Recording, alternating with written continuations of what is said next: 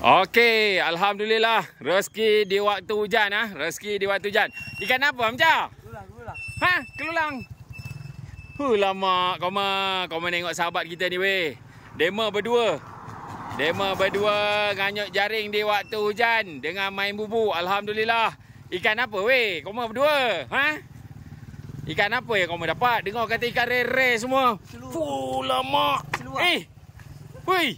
Macam mana kau boleh dapat ikan-ikan ni? Ya Allah. Apa ilmu kau mau pakai berdua? Minta dapat Ha? Ya Allah. Boleh angkat? Ya Allah, ya Tuhanku. Jom. Oh Allah, kau berat nak mampu.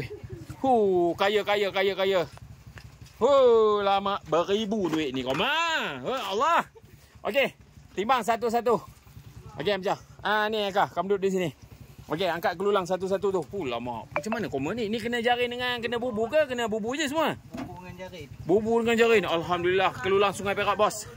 3 kilo 200. Okey. 3 kilo 200. Okey, letak terus atas. Lama. Mantap. Okey, yang ini. Muka ni. Muka ala senyum. Okey, kelulang yang kedua. 3 kilo 300. 3 kilo 300. Okey. Kelulang yang ketiga. Gila betul. 3 kilo 700. Alamak, mantap bos, mantap. Rezeki di Sungai Perak, koma. Kelulang dulu. Ambil kelulang, seko lagi dulu. Lepas tu baru bau. Mantap bos, mantap. Okey, 2 kilo 900. 2 kilo 900. Ribu. Tak lari bos, tak lari. Garanti punya. 2 kilo 450. Okey. Ikan apa tu? Ni ya, baung liar. Okey, baung ori. Okey, kelabau pula. 1 kilo 250. Muka ada senyum. Okey, tenggaran 0.65. Alhamdulillah. Okey, letak sana.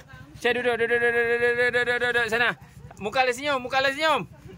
Senyum. Alamak, mantap babu. Mantap. Rezeki tak salah alamat Rezeki nelayan di Sungai Perak. Mantap. Jarang tak padu lah bos.